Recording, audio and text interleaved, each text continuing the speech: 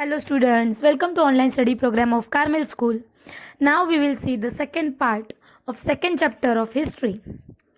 Listen carefully. After the defeat at Plassey, Siraj-ud-Dowla was assassinated and Mir Jafar made the नवाब. तो प्लासी के जो battle हुआ था उसके बाद सिराजुद्दौला को मार दिया गया और मीर जफर जो है वो नवाब बने. Then the company was still unwilling to take over the responsibility of administration. तो कंपनी जो थी वो किसी भी तरह की जिम्मेदारी संभालने को तैयार नहीं थी. Its prime objective was the expansion of trade. उनका मेन जो उद्देश्य था वो यही था कि अपने व्यापार को क्या करना है, ज़्यादा से ज़्यादा फैलाना है. If this could be done without conquest, through the help of local rulers who were willing to grant privileges, then territories need to be taken over directly. अगर ये काम वहाँ के जो रीजनल जो रूलर थे उनकी मदद से बिना लड़ाई के या फिर बिना किसी बैटल के किया जा सकता था तो किसी भी राज्य में किसी भी राज्य को सीधे अपने कब्जे में लेना बहुत ही आसान हो जाता था. उसकी क्या ज़रूरत थी. Soon the company discovered that this was rather difficult, for even the puppet nawabs were not always as helpful as the company wanted them to be. तो जल्दी इस कंपनी को ऐसा एहसास होने लगा कि अब जो रास्ता है वो आसान नहीं है, क्योंकि जो एज अ पपेट कठपुतली की तरह जो नवाब उन्होंने अपॉइंट किया था वो भी हमेशा उनके इशारों पर नहीं चलते थे. हमेशा मतलब वो कंपनी का कहना नहीं मानते थे. After all, they have to maintain a basic appearance of dignity and sovereignty if they wanted respect from their subject.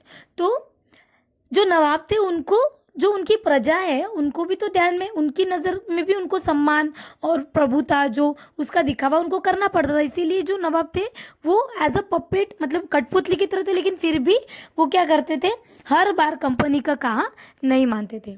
What could the company do. Mir Jafar protested. The company depose him and install Mir Qasim in his place. तो company ने क्या किया, जब मीर जफर ने company का विरोध किया तो कंपनी ने उसे हटाकर मीर कासिम को नवाब बना दिया. ठीक है. When Mir Qasim complain he in turn was defeated in a battle fought at Buxar, driven out of Bengal and Mir Jafar was reinstalled. और जब मीर कासिम ने वो जब परेशान करने लगा कंपनी को तो उसके साथ भी एक बैटल हुआ 1764 में, बैटल ऑफ बक्सर के नाम से जाना जाता है वो. उसमें मीर कासिम हार गया और फिर से बंगाल के बाहर उसको कर दिया और मीर जफर को फिर से नवाब बना दिया गया. द नवाब हैड टू पे ₹5 lakh every month, but the company wanted more money to finance its wars and meet the demands of trade and its other expenses. नवाब जो था वो हर महीने 5 लाख रुपए कंपनी को चुकाता था, लेकिन फिर भी अपने जो भी वॉर में जो भी खर्च हुआ है उससे निपटने के लिए और ट्रेड की ज़रूरतों के लिए, उनके खर्चों को पूरा करने के लिए कंपनी उससे और पैसा चाहती थी और डिमांड कर रही थी. It wanted more territories and more revenue. तो कंपनी जो थी वो ज़्यादा इलाके तथा ज़्यादा कमाई चाहती थी. By the time Mir Jafar died in 1765, the mood of the company had changed. और जब 1765 में मीर जफर की डेथ हुई तब तक कंपनी के इरादे बिल्कुल ही बदल चुके थे. Having failed to work with the puppet Nawabs, Clive declared, "We must indeed become Nawab ourselves." तो एज अ कठपुतली जो नवाबों के साथ वो जो भी उनको एक्सपीरियंस आया था उसके बाद जो क्लाइव ने ऐलान कर दिया कि अब हम खुद ही नवाब बनेंगे. Finally in 1765 the Mughal empire appointed the company as the diwan of the provinces of Bengal. तो आखिरकार 1765 में मुगल सम्राट जो थे उन्होंने कंपनी को ही बंगाल प्रांत का दीवान नियुक्त कर दिया. The Diwani allowed the company to use the vast revenue resources of Bengal. और दीवानी मिलने के कारण कंपनी को बंगाल के विशाल जितना भी वो राज्य था उनके सारे रिसोर्स पर उनका कब्जा हो गया. This solved a major problem that the company had earlier faced. और इसका नतीजा ये हुआ कि कंपनी जो पहले वो समस्या उनको हो रही थी वो पूरी तरह से सॉल्व हो गई, ये प्रॉब्लम सॉल्व हो गई क्योंकि वो खुद ही नवाब बन चुके थे। From the early 18th century its trade with India had expanded। तो जो 18th सेंचुरी थी उसकी शुरुआत में ही भारत के साथ, इंडिया के साथ उनका जो ट्रेड है वो बहुत ज़्यादा बढ़ता जा रहा था। But it had to buy most of the good in India with gold and silver imported from Britain. और उसके अलावा उनको भारत से ज़्यादा चीज़ें क्या करनी थी, ब्रिटेन से लाए गए सोने और चांदी के बदले में खरीदनी पड़ती थी। This was because at this time Britain had no goods to sell in India। और इसकी वजह ये थी कि उस समय, उस टाइम में ब्रिटेन के पास भारत में बेचने के लिए कोई भी चीज़ नहीं थी।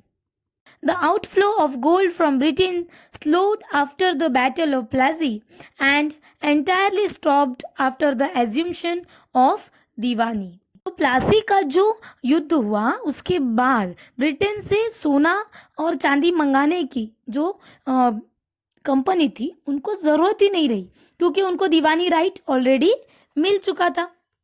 Now revenues from India could finance company expenses. These revenues could be used to purchase cotton and silk textile in India, maintain company troops and meet the cost of building the company fort and offices at Calcutta. अब जो भारत से होने वाली, India से होने वाली जो income थी उसको वो किस तरह से खर्च करते थे, तो वो जो कॉटन का कपड़ा, जो रेशम का कपड़ा है वो खरीद सकते थे। देन उनकी जो आर्मी है उनको मेंटेन कर सकते थे और कलकत्ता में जो उन्होंने फोर्ट का कंस्ट्रक्शन किया था उसके लिए खर्च कर सकते थे और एडमिनिस्ट्रेशन वर्क के लिए जितना भी एक्सपेंस होता था वो सारा वो इंडिया से जो इनकम उनको होती थी उसी से मेंटेन करते थे। Then company officials become nabobs. What did it mean to be Nawabs? It meant, of course, that the company acquired more power and authority.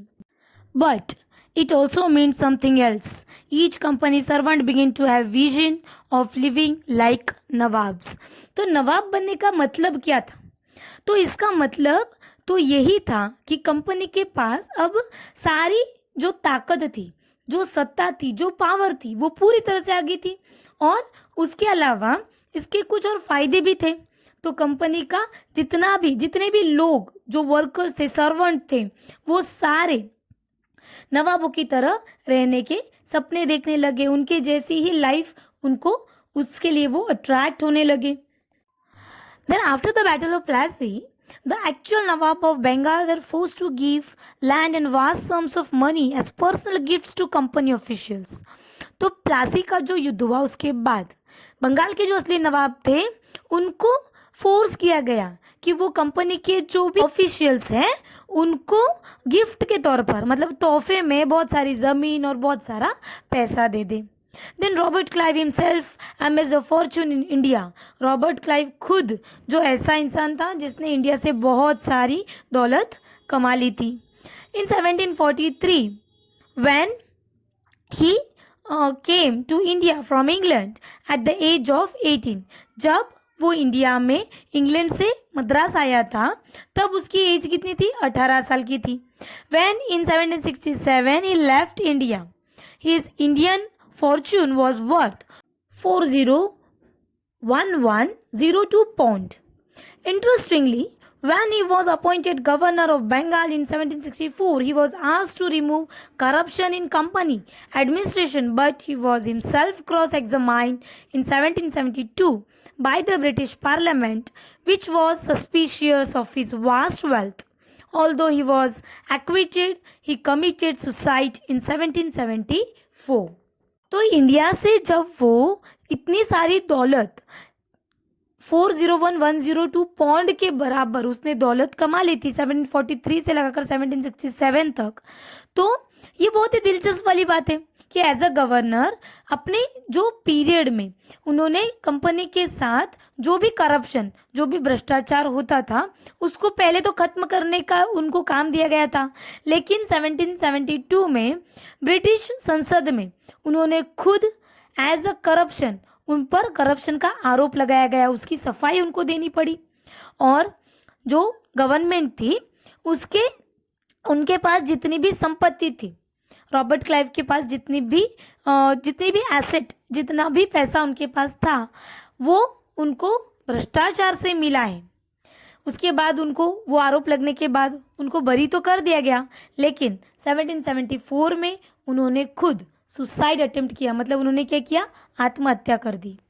However, not all company officials succeeded in making money like Clive. तो Clive की तरह और कोई भी ऐसा official नहीं था जिन्होंने इतनी जो दौलत थी वो इकट्ठा कर ली थी। Many died an early death in India due to disease and war, and it would not be right to regard all of them as corrupt and dishonest.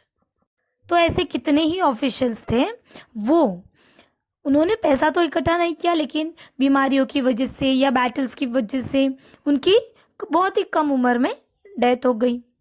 इसके अलावा उन सभी को जो करप्ट या फिर डिसऑनेस्टी, ये मानना भी उनको सही नहीं होगा, क्योंकि उससे पहले ही जितने भी ऑफिशियल्स थे उनकी डेथ हो गई। सिर्फ रॉबर्ट क्लाइव जो थे उन पर ही ये आरोप लगा था। Many of them came from humble background and their uppermost desire was to earn enough in India, return to Britain and lead a comfortable life. Those who managed to return with wealth and flashy lives and flaunted their riches, they were called nabobs. उनके अलावा जो officials थे वो ऐसी परिवार से या फिर ऐसे बैकग्राउंड से आए थे कि उनकी बहुत ही साधारण उनका जीवन था। उनकी सबसे बड़ी इच्छा यही थी कि वो इंडिया में ठीक ठाक तरह का पैसा कमाएं और ब्रिटेन लौटकर आराम की ज़िंदगी बिताएं।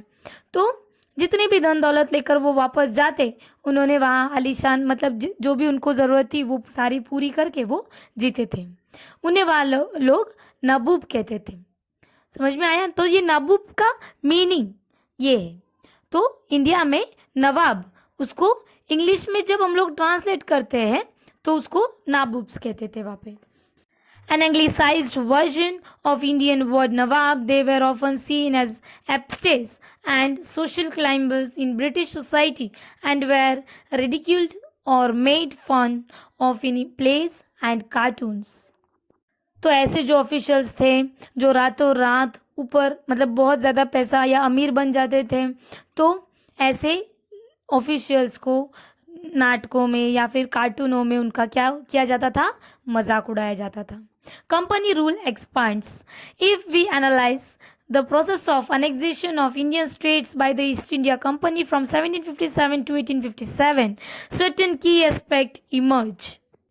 तो अगर हम 1757 से लगाकर 1857 तक ईस्ट इंडिया कंपनी का जो इंडिया के टेरिटरीज पर जो उन्होंने कब्जा किया था, उस सारी प्रोसेस को अगर हम देखें तो हमारे सामने कुछ ऐसी इंपॉर्टेंट बातें सामने आती है।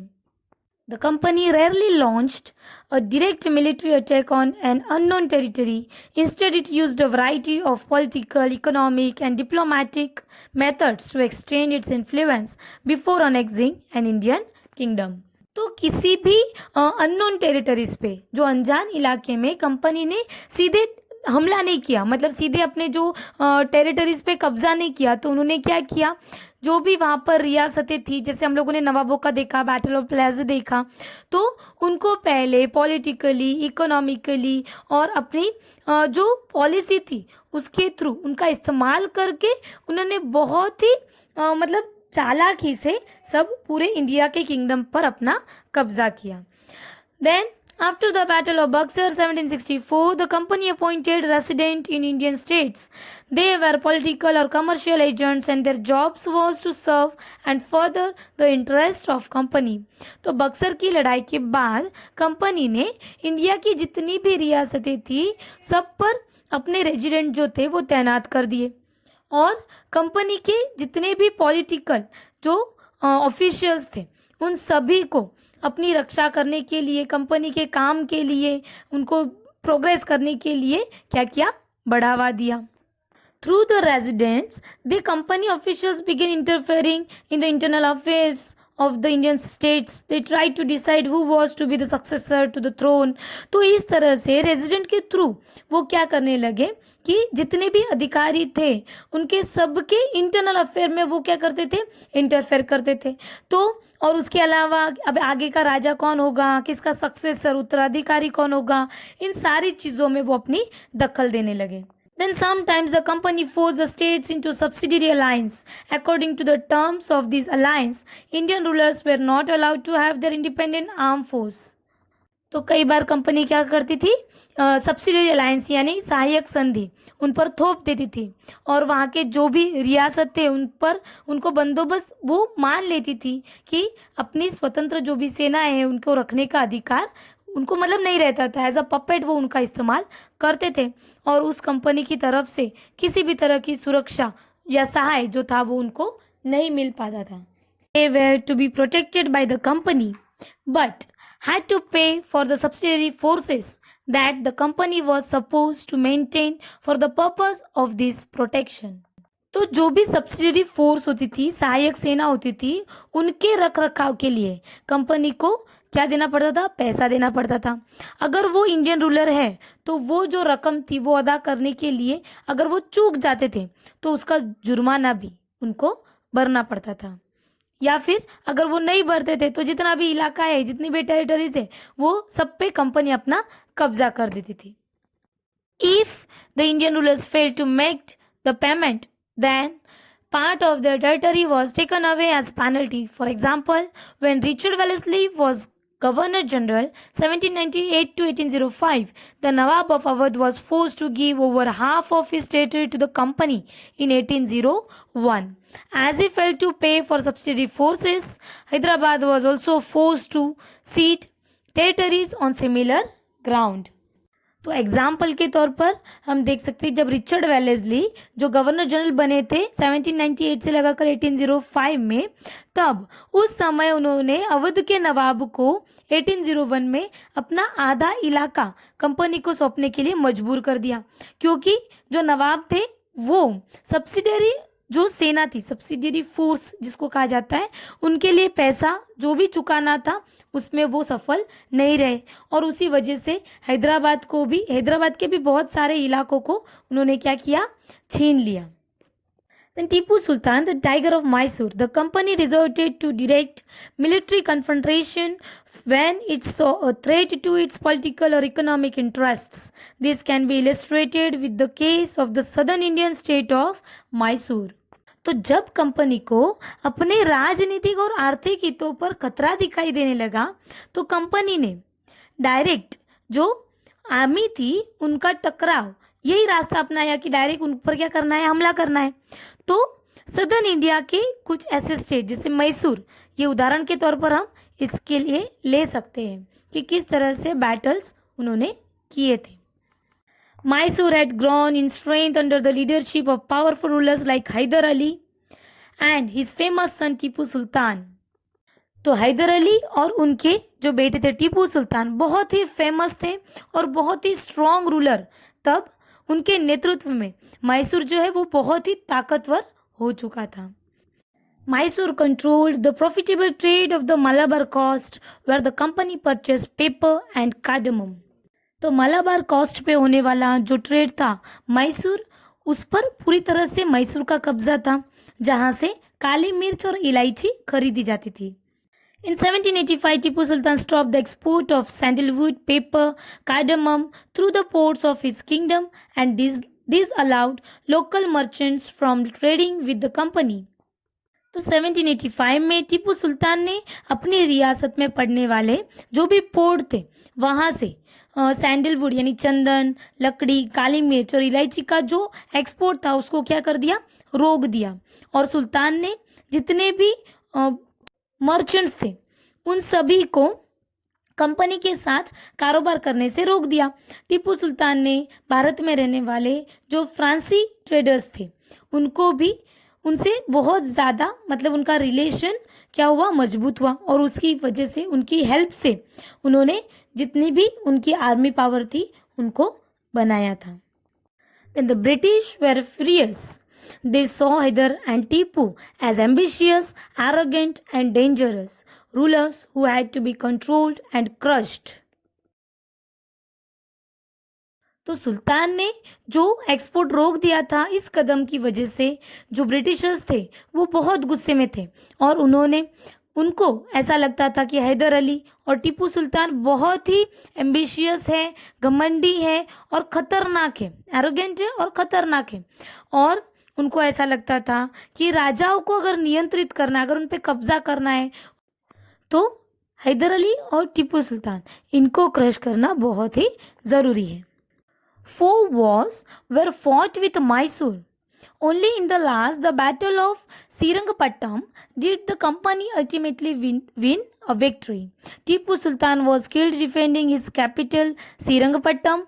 Mysore was placed under the former ruling dynasty of the Vodiyas and a subsidiary alliance was imposed on the state.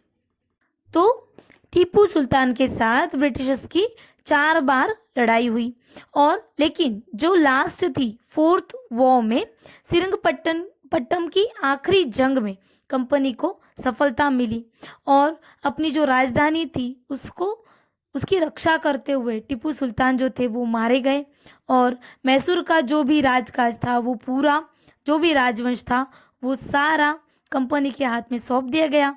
इसके साथ ही मैसूर भी सहायक संधि उस पर मतलब सब्सिडी अलायंस उस पर क्या कर दिया गया, थोप दिया गया। Now the war with Marathas from the late 18th century the company also sought to curb and eventually destroy Maratha power. तो 18th century के लास्ट में आखिर में कंपनी ने मराठों की ताकत को भी अपना मतलब उस पर कब्जा कर लिया, काबू में करने की कोशिश की।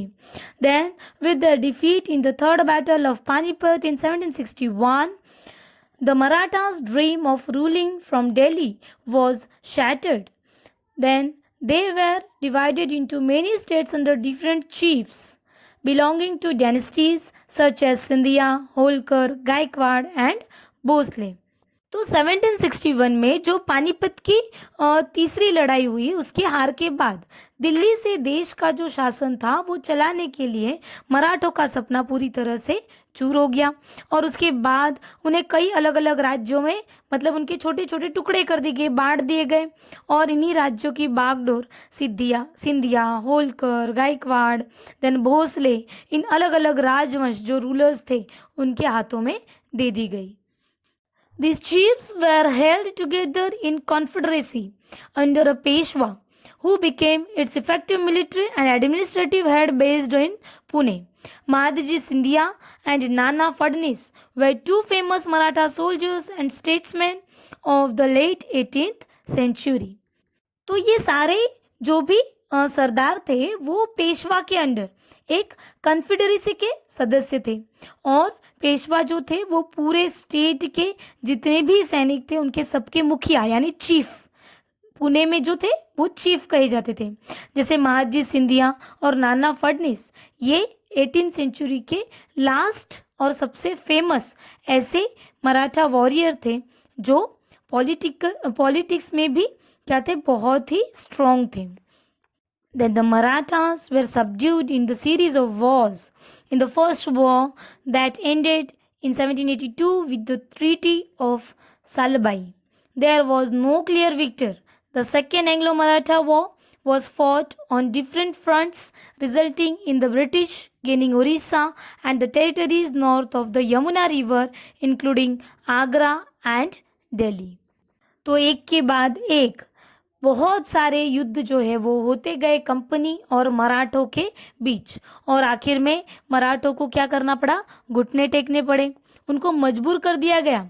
तो फर्स्ट जो बैटल हुआ था 1782 में उसमें सालबाई ट्रीटी इसके साथ वो खत्म हुआ। ट्रीटी मतलब एक तरह का वो साइन करके लेते हैं कि इसके बाद जो भी होगा वो जो पॉलिसी होगी उस पर वो संधि उसको कह सकते हैं हम लोग, जिसमें कोई भी पक्ष नहीं जीत पाया। फिर दूसरे युद्ध में जो मराठास थे वो कई बार अलग अलग मोर्चों पर लड़े, लेकिन इसका नतीजा ये हुआ कि उड़ीसा और यमुना के तट पर जो आगरा है दिल्ली के साथ सारे जितने भी टेरिटरीज थे उन सब पर जो ब्रिटिशर्स थे उन्होंने क्या कर दिया, कब्जा कर दिया। Finally, the Third Anglo-Maratha War crushed Maratha power. Then the Peshwa was removed and sent away to Bithur near Kanpur with the pension. The company now had complete control over the territories south of the Vindhyas. तो third Maratha युद्ध के बाद जो मराठों की जो ताकत थी वो पूरी तरह से उसको कंपनी द्वारा क्या कर दिया गया, कुचल दिया गया और पेशवा को पुणे से हटाकर कानपुर के पास बिठूर में पेंशन पर भेज दिया गया और विंध्य के साउथ में स्थित जो भी टेरिटरीज है उन सब पर कंपनी ने अपना कब्जा कर लिया, अपना नियंत्रण कर लिया। ओके, तो इसके बाद वाला जो एक्सप्लेनेशन है वो हम थर्ड पार्ट में देखेंगे। Thank you.